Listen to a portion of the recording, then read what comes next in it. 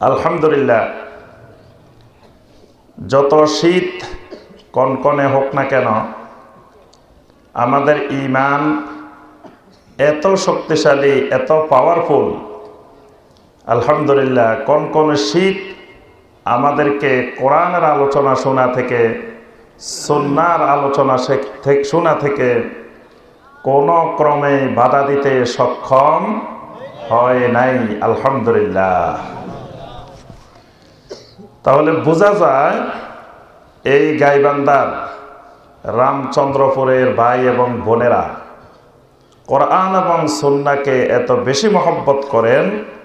কোরআন সুন্নাহর মহব্বতে তাদের সামনে এরকম শীত নয়, আরো কঠিন বাধা বিপত্তি মুসিবত আসলেও তারা কোরআন এবং সুন্নাহকে মানার ব্যাপারে, কোরআন এবং সুন্নাহকে গ্রহণ করার ব্যাপারে দুনিয়ার কোনো শক্তি তাদেরকে বাধা দিয়ে রাখতে পারবে না ইনশাআল্লাহ।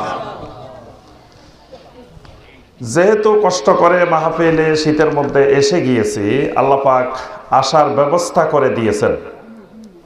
আচ্ছা বলেন তো দেখি, আমরা আসছি না আল্লাহ পাক আসার ব্যবস্থা করেছেন? আল্লাহ পাক আসার ব্যবস্থা করেছেন। আমার আপনার আসার কোনো ক্ষমতা, কোনো পাওয়ার বিন্দুমাত্রও নাই। আল্লাহ সুবহানাহু ওয়া তাআলা আমাকে সেই কত শত শত মাইল দূরে ঢাকা শহর থেকে আপনাদের এই গাইবান্ধা পর্যন্ত আসার সম্পূর্ণ ব্যবস্থাপনা কে করে দিয়েছেন? একমাত্র আল্লাহ রাব্বুল আলামিন। এই শীতের মধ্যেও যদি বলা হয়তো আজকে এখানে আপনাদেরকে রাত্রে বসে থাকবেন, প্রত্যেককে মাথা পিছু 1000 টাকা করে দেওয়া হবে, বসে থাকতেন?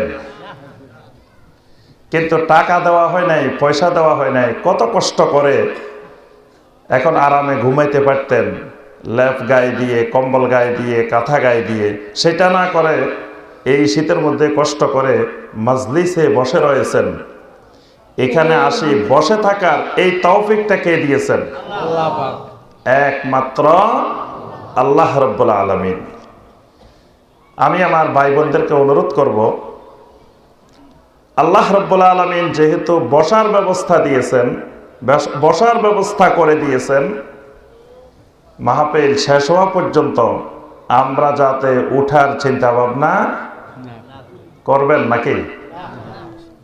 আজকে তো আমি মেহমান না আপনারা মেহমান, বলেন দেখি। মাশাআল্লাহ, দেখেন এই এলাকার ভাইয়েরা কত ভালো, যা জিজ্ঞাসা করি তাই সুন্দর করে বলে দেন।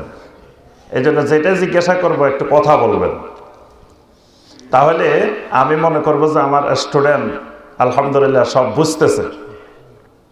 কিন্তু আমি জিজ্ঞাসা করলে, চুপ করে থাকলে আমি মনে করবো যে আমার কথা মনে হয় আমাদের ভাইয়েরা কিছুই বুঝতেছেন না। আমি বলতেছিলাম যে আজকের এখানে আমি মেহমান না আপনারা মেহমান? মাশাআল্লাহ, দেখছেন কি মেহমানদারি। আপনারা কি? আপনারা হইলেন মেজবান, আর আমি হইলাম কি? তবে আমি সৌভাগ্যবান যে আপনাদের মতো এত ভাইদেরকে, এতগুলো ইমানদার সালেহীন ভাইদেরকে একসাথে, এক ময়দানে, এক মাঠে আপনাদের চেহারার দিকে তাকানো এবং চেহারার দিকে তাকিয়ে একটা মুচকি হাসি দেওয়ার যে আল্লাহ পাক তৌফিক দিয়েছেন, আলহামদুলিল্লাহ, এটা বিরাট নেয়ামত আমার জন্য। একজন মুমিন আরেকজন মুমিনের চেহারার দিকে তাকিয়ে একটা মুচকি হাসি দিলে আল্লাহ পাক গুনাহ মাফ করে দেন। সুবহানাল্লাহ। তাহলে এতজন মুমিনের দিকে যদি আমি তাকাই, আল্লাহ পাক আমার গুনাহ মাফ করবেন না ইনশাআল্লাহ। এজন্য আমরা মেহমানকে রেখে যাতে কেউ বাড়িতে না চলে যায়, আমরা শেষ পর্যন্ত থাকার চেষ্টা করব ইনশাআল্লাহ। আচ্ছা, আমি আপনি মারা যাওয়ার পরে কবরে একটা পরীক্ষা হবে, হবে না?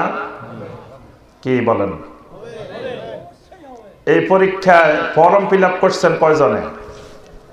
ফর্ম ফিল আপ বুঝেন তো? জি, পরীক্ষা দেওয়ার আগে রেজিস্ট্রেশন করতে হয়, ফর্ম ফিল আপ করতে হয়, অ্যাডমিট কার্ড পাইতে হয়, এগুলো পাওয়া লাগে না? তা আপনারা যে পরীক্ষাটা দিবেন কবরের মধ্যে, এটা রেজিস্ট্রেশন কয়জনে করছেন? পরীক্ষার্থী কয়জন? জি, সবাই। আলহামদুলিল্লাহ। তাহলে বোঝা যায় যেদিন আমি আপনি দুনিয়াতে এসেছি সেদিন রেজিস্ট্রেশনও হয়ে গেছে, ফর্ম ফিল আপও হয়ে গেছে, অ্যাডমিট কার্ডও হাতে দিয়ে দেওয়া হয়েছে। এখন যে কোনো সময় এই পরীক্ষার হল কায়েম হয়ে যাবে। রাতেও হতে পারে, দিনেও হতে পারে, শীতকালেও হতে পারে, গরমকালেও হতে পারে। যে কোনো অবস্থায় যে কোনো কিছুর ভিতর দিয়ে আমার আপনার এই পরীক্ষা যে কোনো সময় শুরু হয়ে যেতে পারে। তাহলে এই পরীক্ষার প্রস্তুতি লাগবে না? আচ্ছা, পরীক্ষার প্রশ্ন কয়টা? মাশাআল্লাহ, দেখেন গাইবান্ধা পর্যন্ত প্রশ্ন পাই গেছে। এত আগে আউট হয়ে গেছে প্রশ্ন, এত আগে ফাঁস হয়ে গেছে যে এই রামচন্দ্রপুর এলাকা পর্যন্ত প্রশ্ন চলে আসছে। আল্লাহু আকবার। প্রশ্নগুলো কি কি? 3টা প্রশ্ন বলেন দেখি। এবার ধরা পড়বে বলে আর কয় না, কারণ প্রশ্ন আউট হয়েছে কইছি না, এখন আর কিছু বলে না। কি কি প্রশ্ন বলেন দেখি। 1 নম্বর প্রশ্নটা কি? মার রাব্বুকা। 2 নম্বর প্রশ্নটা হলো আমা দীনুকা। 3 নম্বর প্রশ্নটা হলো আমান নাবিয়্যুকা। প্রশ্ন কয়টা? 3টা। ওয়ামান নাবিয়্যুকাটা হাদিসে অন্য একটা ভাষায় আসছে, মা হাজার রাজুল। এই লোকটাকে, রাজুলটাকে, মা হাজার রাজুল, এই ব্যক্তিটা সম্পর্কে তোমার ধারণা কি, তোমার আকীদা কি, তোমার ঈমান কি? তাহলে 3টা প্রশ্নে মিলে নাম্বার কত? 100। মাশাআল্লাহ। দেখছেন, এই এলাকার বাইরা তো আমার থেকে সব বেশি জানে, সবে জানে। কি ওয়াজ করবো? আলহামদুলিল্লাহ, জানলে ভালো, মেধাবী স্টুডেন্ট হলে ভালো। তাহলে আমি খালি একটু সূত্রটা ধরাই দিলে অঙ্ক সব নিজেরা করে ফেলতে পারবে। মেধাবী স্টুডেন্ট হলে স্যারের লাভ বেশি, স্যার কষ্ট করতে হয় না। স্যার খালি একটা অঙ্ক দেখাই দিব, বাকিগুলো সব ছাত্ররা বসে বসে করে ফেলে। কিন্তু বোকা স্টুডেন্ট হইলে স্যার হাতে ধরি বারবার বারবার বারবার খালি বুঝাইতে হয়। আজকে দেখেন স্টুডেন্ট কত মেধাবী, প্রশ্ন 3টা, নাম্বার কত? তাহলে এক এক প্রশ্নের মান কত? এক প্রশ্নে কত নম্বর করি? জি, আল্লাহু আকবার। কত বড় অঙ্ক জানে এই এলাকার ভাইয়েরা, দেখছেন 33.33, এটাও বাইর করে ফেলছে 1 সেকেন্ডের মধ্যে। আলহামদুলিল্লাহ। তাহলে এক একটা প্রশ্নের মান 33-এর উপরে। আচ্ছা, এই 3টার মধ্যে আপনি কয়টার আনসার করলে পাস করবেন? কয়টার উত্তর দিলে পাস করবেন? জি, যদি 2টার আনসার করেন আরেকটা না পারেন, আল্লাহু আকবার, সেটাও জানে এই পরীক্ষা কেমনে পাস করতে হয়, সে পদ্ধতিও জানে। সুবহানাল্লাহ। আচ্ছা, এই পরীক্ষায় নকল করার সুযোগ আছে না? জি, অসুবিধা কি? আমরা কবরের পাশে দাঁড়াই, আপনারা কিছু নকল সাপ্লাই দেব, পারবো? আল্লাহু আকবার। ওয়াটারপ্রুফ, ওয়াটারপ্রুফ বুঝেন না? যে পানি ঢুকে না, এরকম ছাতা আছে, এরকম ব্যাগ আছে, এরকম অনেক কিছু আছে না, ওয়াটারপ্রুফ, বুলেট প্রুফ। পরীক্ষার হলটা আল্লাহ রাব্বুল আলামিন এমন করে বানিয়েছেন যেই পরীক্ষার হলটা হলো একেবারে ওয়াটারপ্রুফ, সাউন্ড প্রুফ, নকল প্রুফ, সব বন্ধ। কোন দিক থেকে বিন্দু মাত্র নকল সাপ্লাই দিবেন, কিছু একটা জিনিস বলে দিবেন, কিছু একটা দুনিয়া থেকে সাপ্লাই দিবেন, একেবারে অসম্ভব সেই পরীক্ষার হলের ভিতরে। আল্লাহু আকবার। কঠিন এক পরীক্ষার হলের ময়দান। এরকম পরীক্ষার হল জীবনে দেখেনও নাই, শুনেনও নাই। আল্লাহু আকবার। সেই পরীক্ষার মধ্যে প্রশ্নপত্রটা কয় সেট থাকবে? একটা হানাফিদের জন্য হানাফি সেট, খ সেট হলো শাফি মাযহাবের লোকদের জন্য শাফি সেট, 3 নম্বরটা হলো মালিকি সেট, 4 নম্বরটা হলো হাম্বলি সেট, 5 নম্বরটা হলো আহলে হাদিস সেট। তাহলে পরীক্ষার সেট কয়টা? তো ফেল সবাই, এখানেই ফেল। মন কান্ড করে সামনে গেলে তো একেবারেই ফেল। পরীক্ষার প্রশ্ন কয় স্যার? আমি ফার্স্টটা বলছি দেখি আপনি বিশ্বাস করবেন না। সেট কয়টা? একটা। হানাফিদের জন্য যেই প্রশ্নগুলো, শাফিদের জন্য একই প্রশ্নগুলো, মালিকীদের জন্য একই প্রশ্নগুলো, হাম্বলীদের জন্য একই প্রশ্ন, আহলে হাদিসদের জন্য একই প্রশ্ন। সুবহানাল্লাহ। পরীক্ষার প্রশ্নের সেট একটা। কারো জন্য আল্লাহ রাব্বুল আলামিন আলাদা বিকল্প ভিন্ন ধরনের কোন পরীক্ষা, কোন প্রশ্নপত্রের ব্যবস্থা আল্লাহ রাব্বুল আলামিন করবেন না। আমেরিকার মানুষের জন্য একই প্রশ্ন, বাংলাদেশের মানুষের জন্য একই প্রশ্ন, ইন্ডিয়ার মানুষের জন্য একই প্রশ্ন, জাপানের মানুষের জন্য একই প্রশ্ন, অস্ট্রেলিয়ার মানুষের জন্য একই প্রশ্ন। যেই দেশে, যেই জায়গায়, যেই কবরস্থানে মারা যান, পুরা আল্লাহর জমিনে প্রশ্ন কি একই রকম, একই ধরনের, একই প্রশ্ন।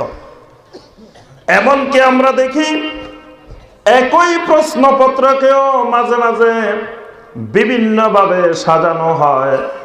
গুরুত্বপূর্ণ পরীক্ষাগুলো যখন হয়, যেমন বিসিএস পরীক্ষা হয়, বিসিএস পরীক্ষার মধ্যে একই প্রশ্নগুলোই কোন সেটের মধ্যে একটা প্রশ্ন আগে থাকে, একটা পরে থাকে, আরেক সেটের মধ্যে ওই পরের প্রশ্নটা আগে থাকে, আগের প্রশ্নটা পরে থাকে। এভাবে উলট পালট করে দেওয়া হয়, যাতে একই টেবিলে দুইজন বসলেও একজনের থেকে একজন দেখে দেখে নকল করতে না পারে।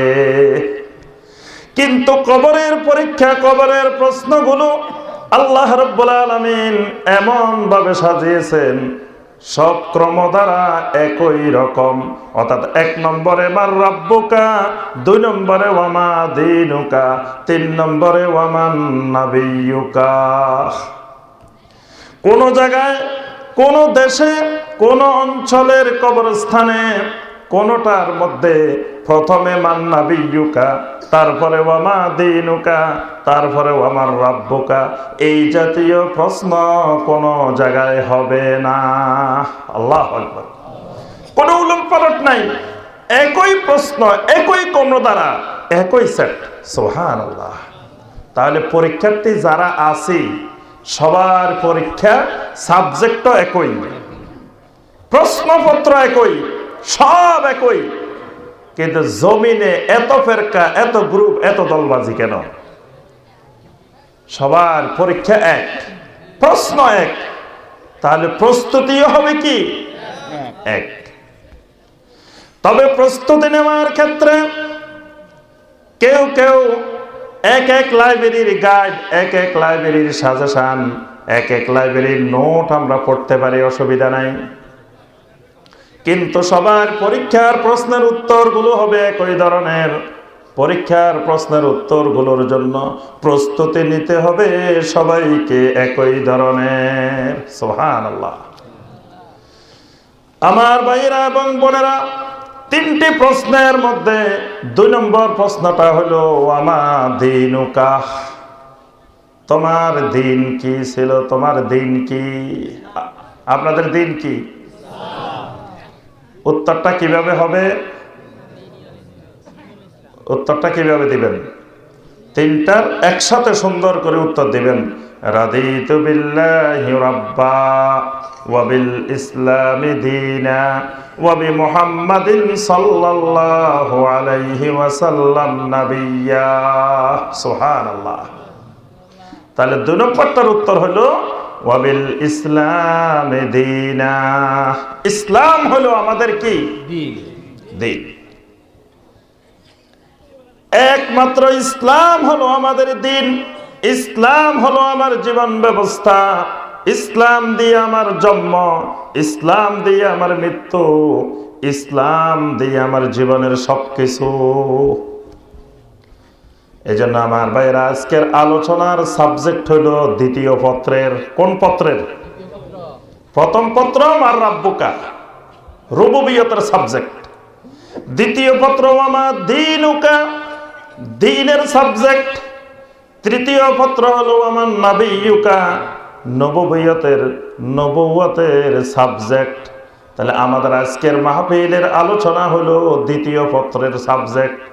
দ্বিতীয় পত্র নিয়ে আমরা আলোচনা করব, যেটার উপরে 33.33 নম্বরের পরীক্ষা দিতে হবে, সবাইকে দেওয়া লাগবে। এটা আবশ্যিক সাবজেক্ট, কম্পালসারি। এটা ঐচ্ছিক না, এটা হলো কি আবশ্যিক, দিতেই হবে সবাইকে, 3 ভাগের 1 ভাগ।